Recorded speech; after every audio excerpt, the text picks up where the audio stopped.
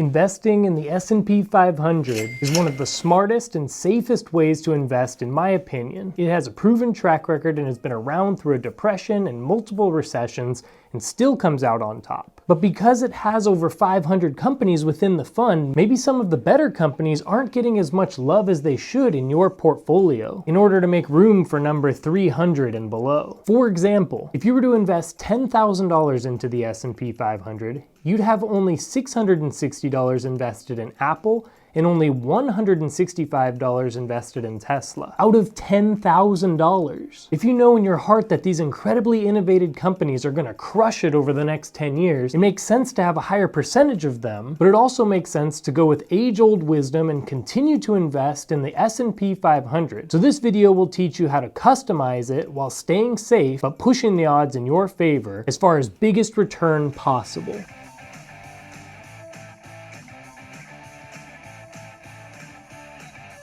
So real quick, we're gonna look at VOO, which is my favorite ETF that tracks the S&P 500, but SPY is a good one as well. VOO tracks the S&P 500 index. As you can see here, it is nearly identical to the benchmark, which is the S&P 500. These are the different sectors of companies within the S&P 500. Then we get to the holdings. Here's a list of the top 10 holdings, and we see companies we recognize here, like Apple, Microsoft, Amazon, Nvidia, Tesla, and Google. Now, just so you know, when you look up an ETF, it's pretty standard that they only list the top 10 holdings and make you click around to find the rest of them. For the most part, a lot of the market cap weighted ETFs and indexes, you'll get a really good picture of the top 10, if not the top 20 holdings within the fund. A large percentage of the entire fund is usually made up within those top 20. Market cap weighted means that it holds a company in relation to how big it is compared to the other ones. So since Apple is the biggest company in the S&P 500 at over $2.5 trillion,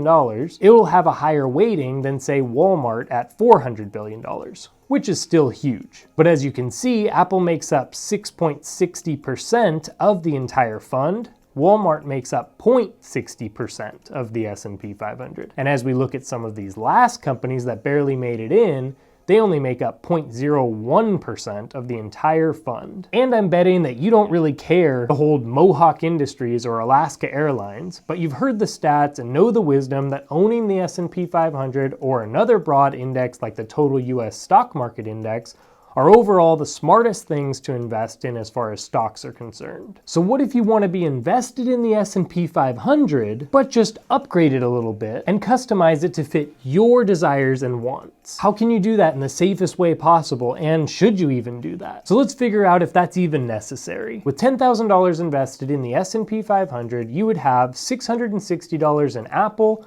$556 in Microsoft, $250 in Amazon, $173 in Nvidia, $165 in Tesla, $165 in Berkshire Hathaway, $161 in Google Class A, $143 in Google Class C, $135 in Exxon, and $133 in United Health Group. So of your $10,000, this 10 alone makes up 25% or $2,541 of that $10,000. Now that's good for you to know as an investor, and is why I said that you'll get a pretty good picture of the entire fund just by looking at the top 10. Because this showed us that those top 10 companies make up 25% of the entire S&P 500, meaning that the rest of the 75% is split between 490 other companies. Anyway, in order to customize the S&P 500, you'd basically want to figure out which of the companies you really like more than the others and which ones you want to hold more of within your portfolio. For example, if you wanted $1,000 of that $10,000 to be Apple, or maybe you just love Tesla, so of the 10,000 you want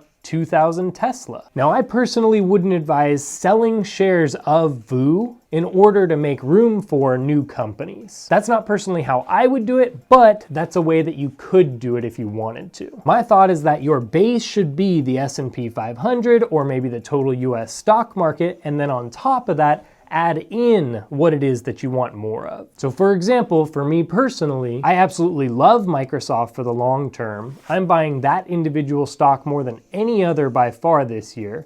So if I were to look at my $10,000 S&P 500 portfolio, I'd see that I already own $556 or a little over 5% Microsoft. If I wanted to bump that up to 10% of my portfolio, I'd need to add another $500-ish or a little less than 2 shares of Microsoft. 2 shares of Microsoft currently is about $578. Now real quick, 578 is not just 5.78% of this portfolio now, because we just added that to the 10,000. So we have to make sure and add that when we're doing our calculations. And I'm going to show you how to do this on your own so that you can do this with your portfolio and with the companies that you select. So we started with that $10,000. We're adding $578 worth of Microsoft. So the total amount in the portfolio is $10,578. Your Microsoft portion was already $556, and now we're adding $578 to it, for a total of $1,134. And the way to calculate how much of your portfolio overall is Microsoft at this point, you would go ahead and take $1,134, divide it by the total amount, $10,578, and that gives us 10.72%. So now if you look at your portfolio, you'd be able to say that you own the S&P 500 as your base, but it's a bit customized with something that you believe in a little bit more. Let's do another example. Let's say that you really believed in semiconductors, and of the companies available, NVIDIA seems like the best move, and you want your portfolio to have more than 10%, maybe closer to 15% NVIDIA. Again, using our $10,000 S&P 500 base, we would have already had exposure to and own $173 in NVIDIA. NVIDIA is currently going for $264.63 per share. To get about $1,500 worth, we would need around $1,327 more, or about 5 shares. 5 shares of NVIDIA comes out to $1,320. So just like before, we take the $10,000 that we already had in our portfolio and we add $1,320 to it, giving us a total of $11,320. Then we take the $173 of NVIDIA that we already have and add the 5 shares of $1,320 to that, and that gives us $1,493. By doing the math, we can see that your total exposure to NVIDIA is now about 13.2%. The most important thing here and the idea is that we definitely want to make sure that we keep your base something solid and make sure it's a very safe and strong ETF, something like VU, VTI, even SCHD. These are solid ETFs that I think could be the base of anyone's portfolio. Then if you feel like customizing it, you totally can, but for most people, sticking with a portfolio of 2 to 3 ETFs is absolutely phenomenal. It's gonna get you an overall great return, and even more important, it's gonna be so simple and so stress-free. You won't really have to worry about anything, and you can just get on with your life and make money while you sleep. If you wanna keep things incredibly simple, but wanna know which funds you should probably buy and hold forever, watch this video here, which is actually a playlist on all my favorite videos that I'd have one watch to become a superstar investor.